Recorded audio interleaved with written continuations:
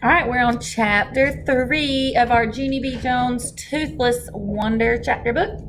And in chapter 2, remember, Junie was really worried about looking like Toothless Uncle Lou. So she was on the school bus with Herbert, and they were talking about the Tooth Fairy. And she looked out the window because she acted really nervous about the Tooth Fairy. I walked home from my bus stop very slow. Walking is good for thinking, I think. Talking is good for thinking, too. I just wish I wasn't the first one, that's all, I said out loud to myself.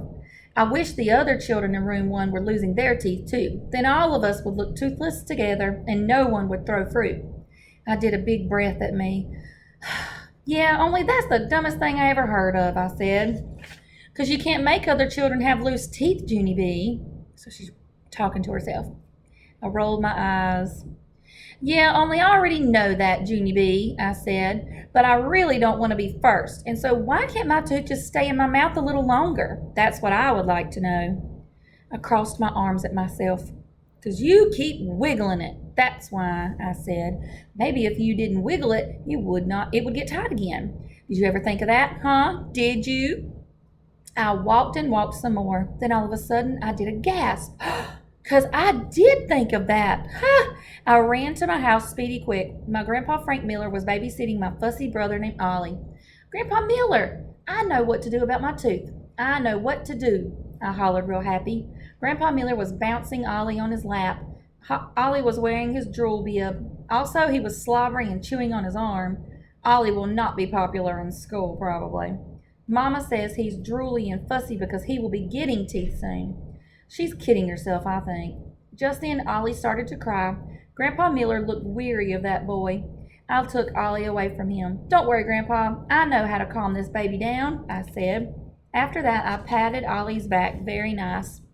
Then I hummed real soft in his ear, and I put him in the hall closet. Grandpa quick got him out of there. He put Ollie in his playpen and he gave him some animal crackers. Animal crackers are crackers that make babies stop crying. Also, I enjoy an occasional cracker myself. After Ollie stopped fussing, Grandpa Miller came back in the kitchen and he put me on his lap. Okay, little girl, I'm ready to listen to your news now, he said. What were you saying about your tooth? Did it get any looser at school today? I clapped my hands together. That's what I was going to tell you about, Grandpa, I said, because at school I found out that I'm the first person in room 1 to lose a top front tooth. And so at first I felt proud about that news. Only then I got nervous, on account of who wants to look like Toothless Uncle Lou, that's why. And so then I had a long talk with myself, and hooray, hooray, I decided not to lose my tooth after all. My grandpa raised his eyebrows at me. Really? He said. You're not going to lose your tooth, huh? Do you really think you can do that, honey? Yes, I said. I know I can do it, Grandpa, because all I have to do is not wiggle it anymore, and then it will get real tight in my mouth again. I am sure of it. I'm positive. I reached in my mouth and I touched the tooth very light with my finger. Yep, I said. I can feel it. It's tighter already. I opened my mouth and pointed. See it, Grandpa? See how tight it's getting? Grandpa Miller squinted his eyes. Gee, honey, I don't know, he said. It still looks pretty loose to me. Then, without even asking, he reached in my mouth and he started to wiggle it. No, I yelled. No, no, no. I snapped my mouth shut. Ow, said my grandpa. He quick pulled out his finger. Ow, I said right back, because I felt a pinch, that's why. I poked all around with my tongue. Something did not feel right in there.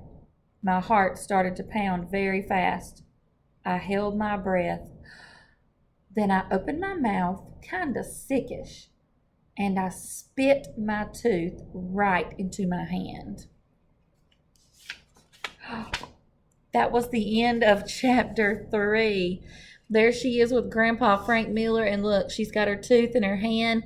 So I think whenever she chomped down on Grandpa's finger, it must have fallen out. And, she didn't want to lose her tooth. So what do you predict is going to happen in chapter 4, guys? What do you think?